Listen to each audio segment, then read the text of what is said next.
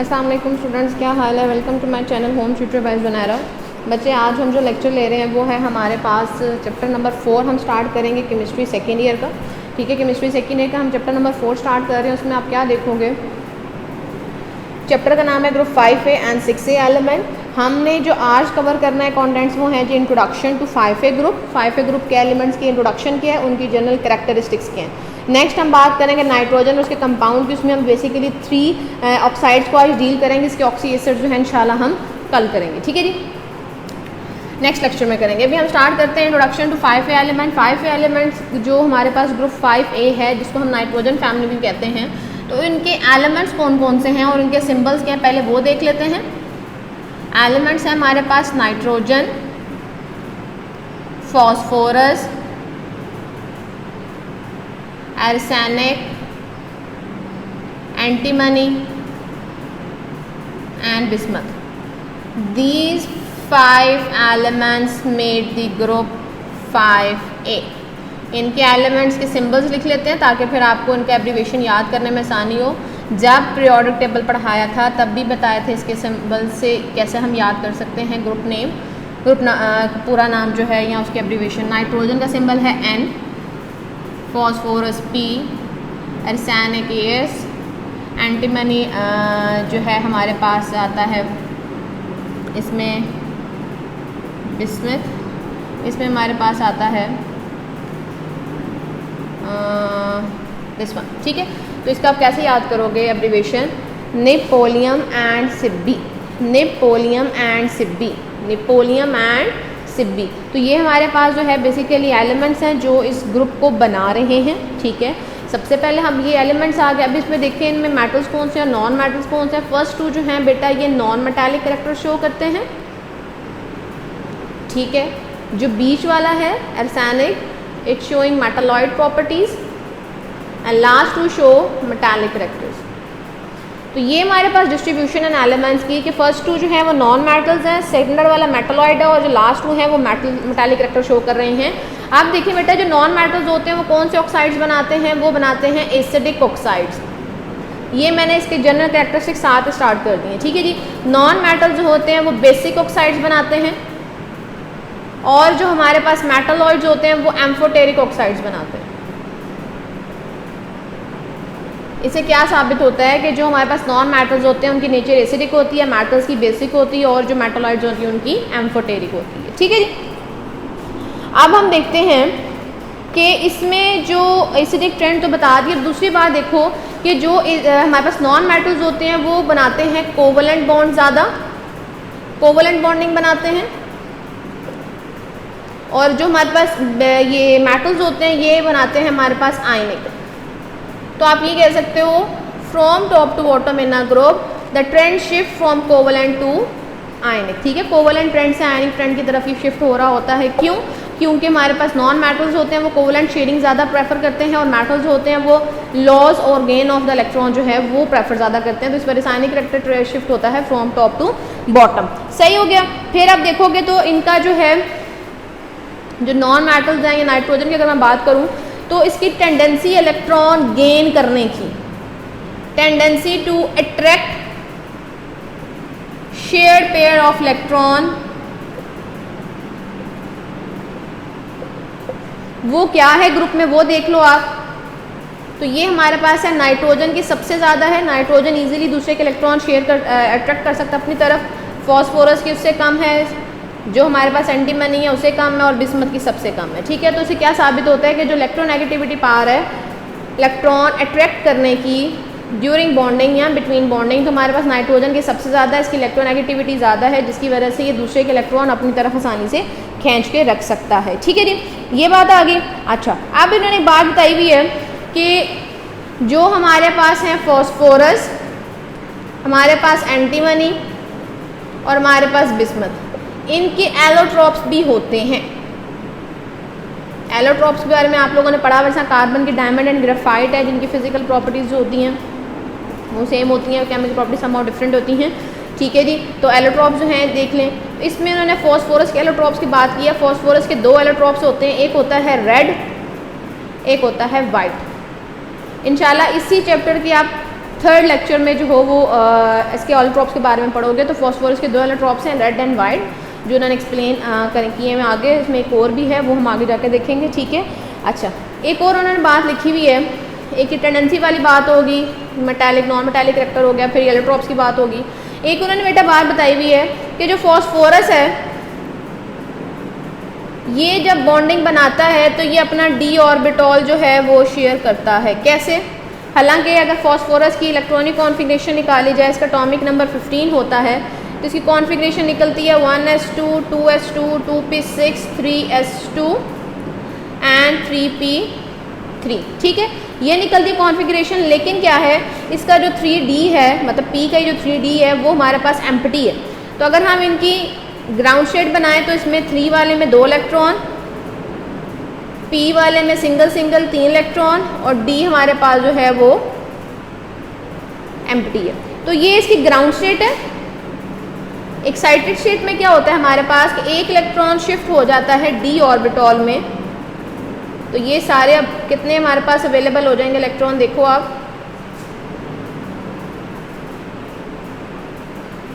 This one.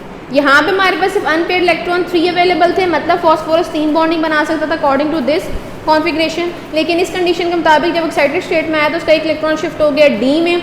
यहाँ पे 3 की जगह 5 इलेक्ट्रॉन अनपेयर्ड हैं। ये देखो 1 2 3 4 5 इलेक्ट्रॉन जो है वो अनपेयर्ड है हमारे पास।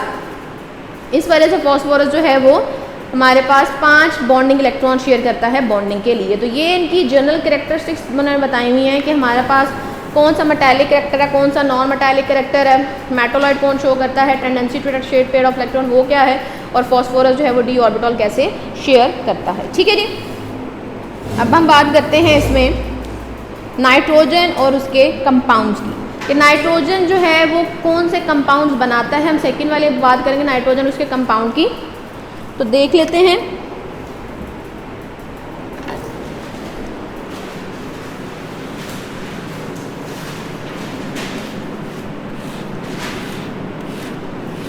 नाइट्रोजन और उसके कंपाउंड में बेसिकली हम बात करेंगे ऑक्साइड्स की, ऑक्साइड्स ऑफ नाइट्रोजन।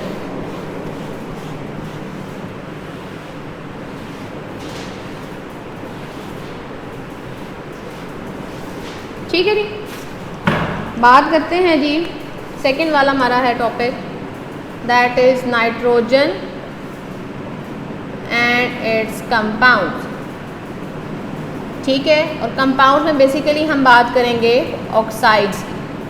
बेटा उसके जो हैं ऑक्साइड्स टोटल 5 हैं। कौन कौन से हैं?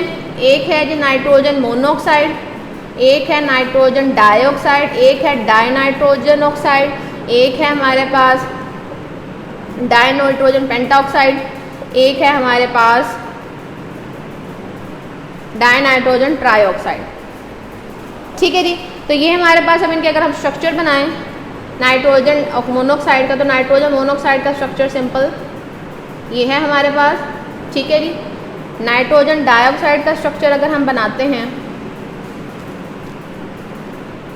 ये आपकी बुक में भी बने हुए हैं, ठीक है जी। अगर हम डाइनाइट्रोजन डाइऑक्साइड का स्ट्रक्चर बनाते हैं तो उसमें हमारे पास क्या है जी, ये भी हो सकता है या फिर ये भी हो सकता है, ठीक है जी। अच्छा, अब हम बात करते हैं N2O5 की। तो N2O5 उन्होंने कैसे बनाया हुआ है?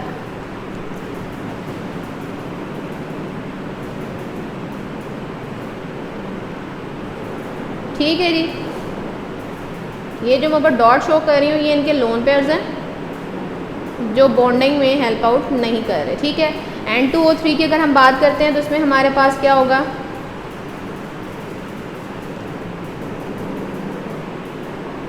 ठीक है जी। तो ये हमारे पास स्ट्रक्चर्स हैं ऑक्साइड्स के जो आपकी बुक में भी मेंशन हुए हैं कि ये इन्होंने अपनी तरफ से ज्यूम करके बताया हुआ है कि इस तरह ये बॉन्डिंग बना सकते हैं इनके ऑक्साइड्स। हमने जो बेसिकली आज बात करनी है वो फर्स्ट 3 ऑक्साइड्स के, बाकी जो 2 हैं वो इतने स्टेबल नहीं होते, वो टूट जाते हैं। दैट्स वाई हम 3 पे फोकस करेंगे और 3 की प्रॉपर्टीज़, यूजेस और इनकी प्रिपरेशन देखेंगे, हाउ दे प्रिपेयर, ठीक है जी। तो 1 बाय 1 हम देख लेते हैं। जैसे पहला हम देखते हैं नाइट्रोजन मोनोऑक्साइड देख लो, NO। ठीक है जी, सबसे पहले हम इसकी प्रिपरेशन की बात करते हैं। ये है कैसे बनाया जाता है, how to prepare nitrogen monoxide. ठीक है जी, तो नाइट्रोजन मोनोऑक्साइड बनाने के लिए हमारे पास जो स्ट्रक्चर उन्होंने बताया हुआ है, जो रिएक्शन बताया हुआ है वो ऐसे है जी। अगर कॉपर को नाइट्रिक एसिड के साथ हम रिएक्ट करवाएं, रेड हॉट कॉपर को हम नाइट्रिक एसिड के साथ ट्रीट करवाएं, तो हमारे पास जो है वो बनता है कॉपर नाइट्रेट, साथ में मोनोऑक्साइड, साथ में वाटर। तो ये पहला मेथड है how to prepare the nitrogen monoxide, जिसमें उन्होंने क्या बताया हुआ है कि कॉपर नाइट्रेट बनेगा, नाइट्रोजन ऑक्साइड और साथ में वाटर बनेगा। पहला था ये with copper, with the help of copper.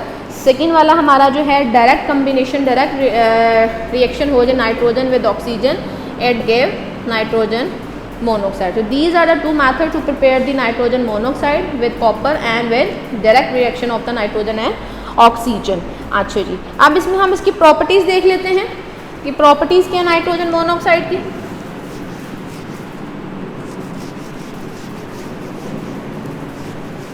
अच्छा जी, इसकी प्रॉपर्टीज, ये इसकी प्रिपरेशन होगी। प्रॉपर्टीज पे देख लेते हैं, प्रॉपर्टीज ऑफ नाइट्रोजन ऑक्साइड। तो उसमें क्या बेटा हमारी प्रॉपर्टीज़ आती हैं कि जो नाइट्रोजन ऑक्साइड है ये हैवियर है देन एयर, ठीक हो गया, और स्प्रेंगली सॉल्युबल होती है इन वाटर। तो ये इसकी बेसिकली दो उन्होंने प्रॉपर्टीज़ बताई हुई हैं कि कैसे जो है ये एयर से हैवियर है और साथ में क्या होती है कि ये स्प्रेंगली सॉल्युबल है वाटर में। अब हम बेटा इसके रिएक्शंस देख लेते हैं, इसके रिएक्शंस क्या हैं, कौन कौन से रिएक्शंस जो है वो परफॉर्म करता है। सबसे पहले उन्होंने बात की हुई है इसमें कि अगर नाइट्रोजन ऑक्साइड को ऑक्सीजन के साथ ट्रीट करवाएं, पहला, या कह लो नाइट्रोजन ऑक्साइड को एयर में बर्न करो तो आपके पास नाइट्रोजन डाइऑक्साइड बन जाती है, क्योंकि एयर में हमारे पास ऑक्सीजन प्रेजेंट होती है। क्या बताया कि अगर हम नाइट्रोजन ऑक्साइड को एयर में बर्न करें वी गेट नाइट्रोजन डाइऑक्साइड, जो एक ऑक्साइड है नाइट्रोजन का, रेडिश ब्राउन कलर का बनेगा ये।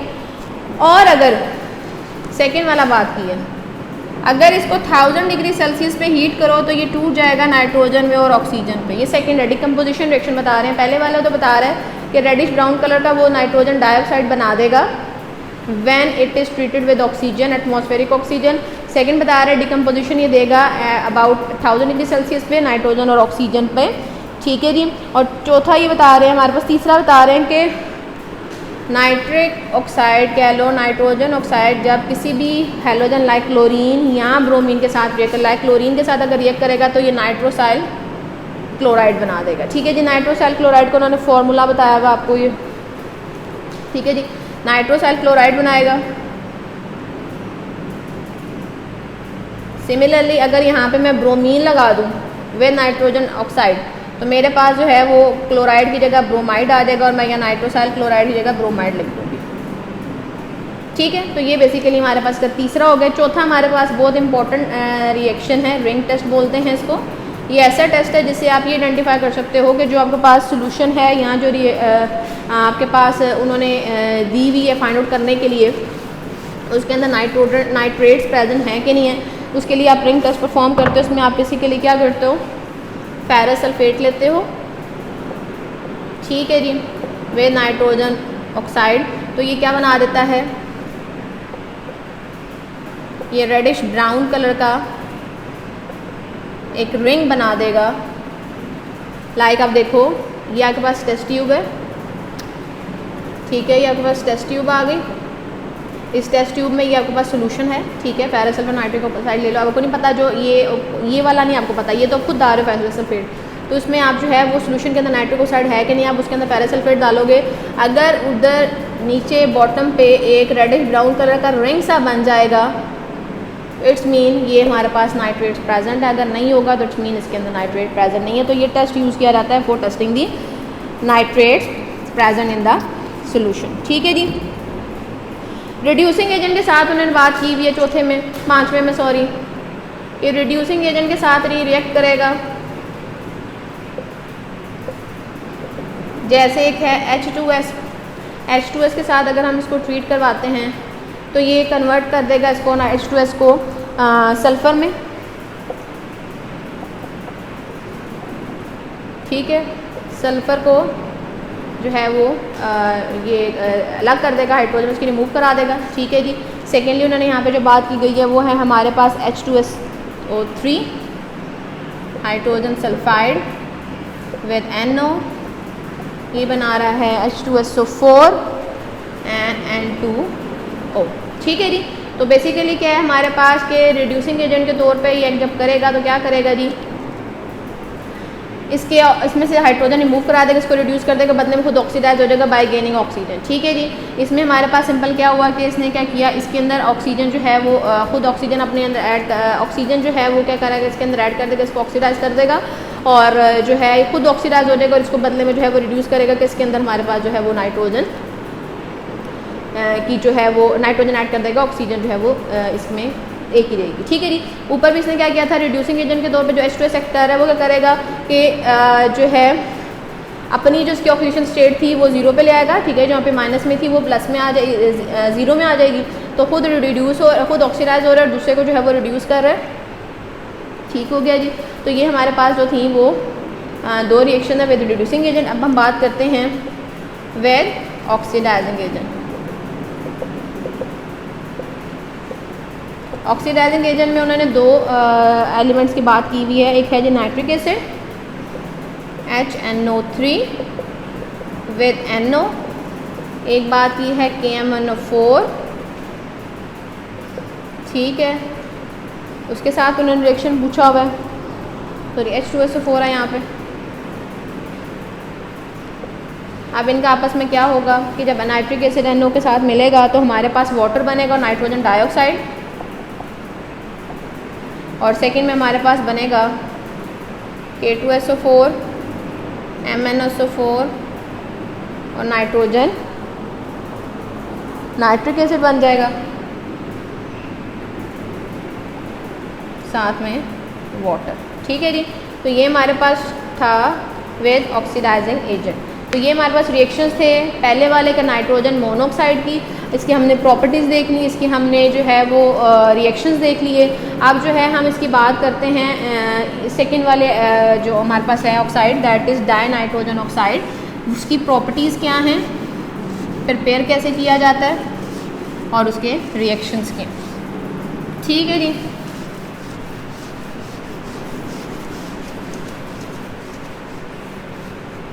अच्छा जी, ऑक्साइड हमारे पास डाई नाइट्रोजन ऑक्साइड, फॉर्मूला इसका N2O है। इसकी सबसे पहले प्रिपरेशन की बात करेंगे, how to prepare dinitrogen oxide. उसका सिंपल सा उन्होंने बताया हुआ है कि इसको बनाने के लिए आप क्या करोगे जी, जिंक को नाइट्रिक एसिड के साथ ट्रीट करवाओगे, मेटालिक जिंक लो आप, उसको नाइट्रिक एसिड के साथ ट्रीट करवाओ, then you get zinc nitrate, ठीक है जी। साथ में ये बनेगा डाई नाइट्रोजन ऑक्साइड और साथ में हमारे पास बनेगा जी वाटर। तो पहला मेथड है कि मेटालिक जिंक के साथ नाइट्रिक एसिड को डाइल्यूट नाइट्रिक एसिड को ट्रीट करवाओ तो हमारे पास ये बन जाएगा। सेकेंड है अमोनियम नाइट्रेट को ऑलमोस्ट 200 डिग्री सेल्सियस दोगे तो ये टूट जाएगा अमोनिया में, डाई नाइट्रोजन ऑक्साइड में, ठीक है जी, सॉरी वाटर में टूटेगा और डाई नाइट्रोजन ऑक्साइड में टूटेगा। तो ये दो प्रोसेस हैं, दो स्टेप्स हैं, दो प्रिपरेशन मेथड हैं for the dinitrogen oxide. पहला with metallic zinc, second with ammonium nitrate, ठीक है। अब वो कह रहे हैं अमोनियम नाइट्रेट जो है इसके डेंजर ऑफ एक्सप्लोजन के ये एक्सप्लोड हो सकता है, उससे बचने के लिए हम इसकी जगह मिक्सचर यूज़ करते हैं अमोनियम सल्फेट,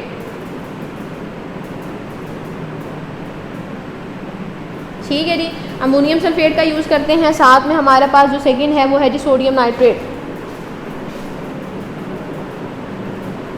इन दोनों का मिक्सचर यूज़ करते हैं rather than using direct ammonium nitrate, क्योंकि इसकी एक्सप्लोजन होने का खतरा होता है। That's why we can use the mixture of ammonium sulphate and sodium nitrate. ठीक है जी। अब प्रॉपर्टीज़ की तरफ आ जाएं आप। प्रॉपर्टीज़ बहुत इसकी आसान सी हैं, 3 हैं जी। पहली है कलरलेस गैस है, स्वीटिश टेस्ट है इसका। ठीक है, कलरलेस गैस है, स्वीटिश टेस्ट है इसका, और साथ में बता रहे हैं प्लेजेंट स्मेल है।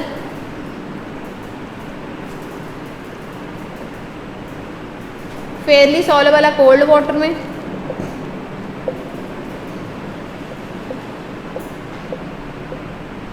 ठीक है, फेयरली सॉल्युबल है कोल्ड वाटर में, और इसका मिक्सचर अगर ऑक्सीजन के साथ it's mix with little oxygen, अगर कोई इसको इनहेल कर ले ऑक्सीजन के साथ, इसको डाई नाइट्रोजन ऑक्साइड को, तो हिस्टेरिकल लॉफ्टर उसको स्टार्ट हो जाएगा, मतलब वो बेतुका हंसना शुरू हो जाएगा, अनकंट्रोलेबल हंसना शुरू हो जाएगा। तो उसको बेसिकली इस वजह से इसको बोला जाता है, इस गैस को लॉफिंग गैस। ठीक है, पेपर में ये भी आ सकता है, right a note on laughing gas, what are the preparation of laughing gas, what are the properties. तो उसमें आपने डाई नाइट्रोजन ऑक्साइड के बारे में लिखना है। इसको लॉफिंग गैस बोला जाता है। क्यों? क्योंकि अगर से ऑक्सीजन के साथ इनहेल कर लिया जाए तो बंदा जो है वो हंसना शुरू कर देता है, तो उसकी वजह से इसको बोला जाता है जी लॉफिंग गैस। रिएक्शन इसके देख लेते हैं हम। रिएक्शन ये कहते हैं पहली कि ये इनकम्बस्टिबल गैस है, ये जलती नहीं है पर जलने में मदद देती है, लाइक ऑक्सीजन। ऑक्सीजन की तरह ये इनकम्बस्टिबल है लेकिन बर्निंग में हेल्प आउट करती है, बट हेल्प इन बर्निंग, मतलब अगर इसके सिलेंडर में अगर आप सल्फ़र वगैरह ऐड कर दो, ठीक है, सल्फ़र ऐड कर दो या फॉस्फोरस ऐड कर दो, तो आपके पास क्या हो जाएगा जी, वो ऑक्सीडाइज हो जाएंगे। लाइक सल्फ़र है, डाई नाइट्रोजन ऑक्साइड है, सल्फ़र डाइऑक्साइड और नाइट्रोजन हमारे पास बन जाएगी। सिंपली हमारे पास अगर हम फॉस्फोरस के साथ इसको रिएक्ट करवाएंगे तो फॉस्फोरस का ऑक्साइड बन जाएगा, साथ में नाइट्रोजन। तो क्या फ़र्क पड़ा कि सल्फ़र देखो यहाँ पे हमारे पास ऑक्सीडाइज हो रहा है क्योंकि इसके अंदर ऑक्सीजन ऐड हो रही है। सिंपली यहाँ पे फॉस्फोरस देख लो, ये भी ऑक्सीजन ऐड हो रही है तो ऑक्सीडाइज हो रहा है, और बदले में N2O जो है रिड्यूस हो रहा है क्योंकि इसके पास ऑक्सीजन थी जो रिमूव होगी, तो रिमूवल ऑफ ऑक्सीजन को हम रिड्यूस बोलते हैं। कॉपर के साथ अगर से रिएक्ट करवाओ तो सेम वही रिएक्शन है जैसे इसके साथ है। कॉपर के साथ भी ये करेगा कि कॉपर को ऑक्साइड में कन्वर्ट कर देगा और बदले में नाइट्रोजन, तो कॉपर हो गया ऑक्सीडाइज और N2 हमारे पास रिड्यूस क्योंकि इसका ऑक्सीजन रिमूव हो रहा है, जिसका रिमूव हो रहा है वो रिड्यूस और जिसके अंदर ऐड हो रहा है वो ऑक्सीडाइज हो रहा है। ठीक है, तो ये हमारे पास प्रॉपर्टीज़ थी किसकी जी, N2O की, नाइट्रोजन डाइऑक्साइड की। अब हम बात करते हैं नाइट्रोजन डाई नाइट्रोजन ऑक्साइड की, हमने प्रॉपर्टीज़ देखी हैं। अब हम बात करते हैं जी नाइट्रोजन डाइऑक्साइड की, इसकी हम प्रिपरेशन और प्रॉपर्टीज़, देन इसके हम यूजेस देखते हैं। तो हमारा आज का टॉपिक यहाँ पे फिनिश होगा। ऑक्सी एस्टर्स इंशाल्लाह हम नेक्स्ट लेक्चर में कवर करेंगे।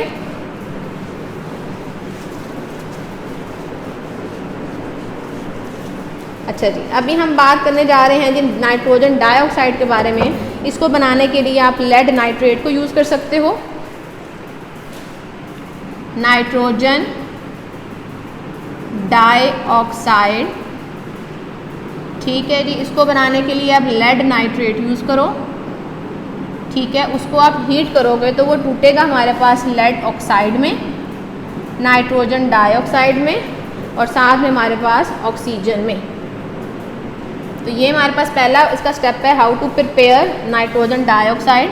तो इसकी प्रिपरेशन का पहला स्टेप है कि लेड नाइट्रेट को आप यूज़ करो, उसको हीट करो तो वो टूट जाएगा हमारे पास लेड ऑक्साइड में, नाइट्रोजन डाइऑक्साइड में और ऑक्सीजन में। सेकेंड इसका है कि जैसे अभी हमने पीछे पढ़ा कि कॉपर के साथ अगर हम nitric acid, dilute nitric acid को लेंगे तो हमारे पास नाइट्रोजन ऑक्साइड बन जाएगी या डाई नाइट्रोजन मोनोऑक्साइड बन जाएगी। तो यहाँ पे जो है आपने कॉपर के साथ डाइल्यूट नहीं लेना, कंसनट्रेटेड नाइट्रिक एसिड लेना है, तो हमारे पास जो है वो नाइट्रोजन डाइऑक्साइड बनेगा। ठीक है जी, ये फ़र्क है। अगर आप डाइल्यूट नाइट्रिक एसिड कॉपर के साथ लोगे तो हमारे पास पहले 2 ऑक्साइड में बन सकता है, लेकिन अगर आप जो हो वो इसके साथ कंसनट्रेटेड लोगे तो हमारे पास नाइट्रोजन डाइऑक्साइड बनेगा। तो these are the 2 steps to prepare the nitrogen dioxide. अब हम इसकी ज़रा प्रॉपर्टीज़ की तरफ आते हैं। What are the properties of the nitrogen dioxide. पहली बात ये है जी,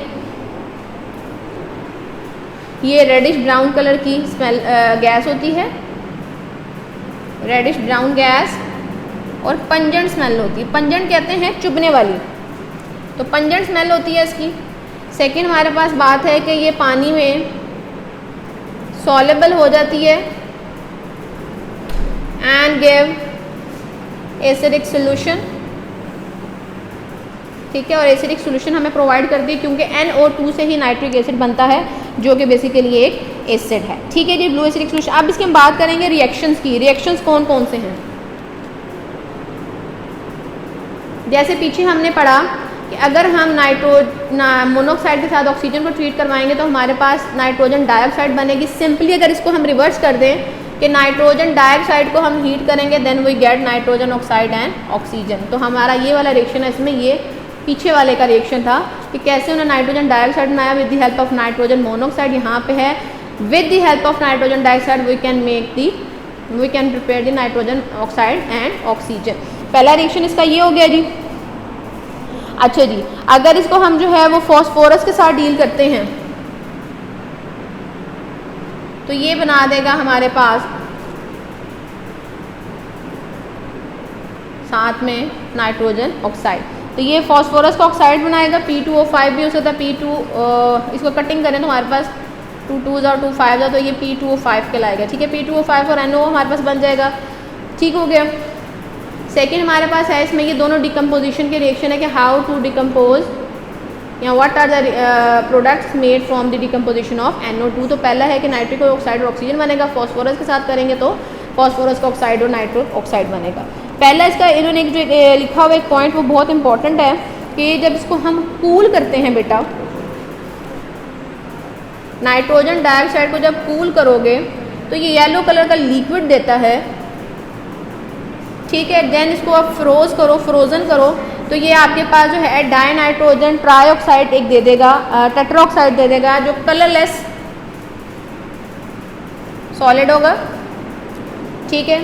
इसको फर्दर अगर आप जो है 140 डिग्री सेल्सियस पे हीट करते हो तो ये हमारे पास टूट जाएगा इस पे। इसको फर्दर 620 पे करोगे तो हमारे पास ये टूट जाएगा जी नाइट्रिक ऑक्साइड और ऑक्सीजन में। तो ये बेसिकली ऐसा रिएक्शन है जो कंप्लीट हो रहा है एट 620 डिग्री सेल्सियस, जिसमें क्या किया कि अगर हमने कूल किया नाइट्रोजन डाइऑक्साइड को, वो get yellow liquid on frozen, it give the nitric dinitrogen tetraoxide जो कलरलेस सॉलिड होगा। फिर 140 पे हीट करेंगे तो नाइट्रोजन डाइऑक्साइड बन जाएगा हमारे पास। उसको फर्दर हम जो है वो हीट करेंगे 620 पे तो हमारे पास नाइट्रिक ऑक्साइड और ऑक्सीजन बन जाएगा। तो ये इंपॉर्टेंट इसका रिएक्शन है जिसमें जो है वो नाइट्रिक डाइऑक्साइड जो है वो कम्प्लीटली डिकम्पोज होता है नाइट्रिक ऑक्साइड और ऑक्सीजन में, ठीक है जी। अच्छा जी, अगर इसको हम एयर में बर्न करते हैं या एब्सेंस ऑफ एयर में बर्न करते हैं तो हमारे पास नाइट्रिक एसिड और नाइट्रस एसिड आएगा। इसको अगर हम एब्सेंस ऑफ एयर में बर्न करते हैं, एब्सेंस ऑफ एयर की गैर मौजूदगी में, तो ये देगा हमें nitrous acid HNO2 and nitric acid that is HNO3। ये दोनों एसिड्स हैं, ऑक्सी एसिड्स बोलते हैं इसको।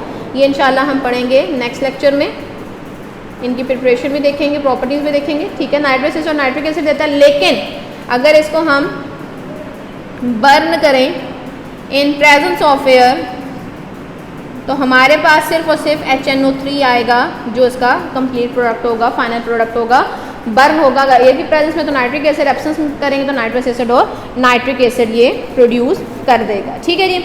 अब हम बात करते हैं स्ट्रॉन्ग अल्कलीज के साथ ये क्या रिएक्शन देता है। स्ट्रॉन्ग अल्कलीज के साथ ये नाइट्रेट और नाइट्राइट का प्रोडक्ट देता है।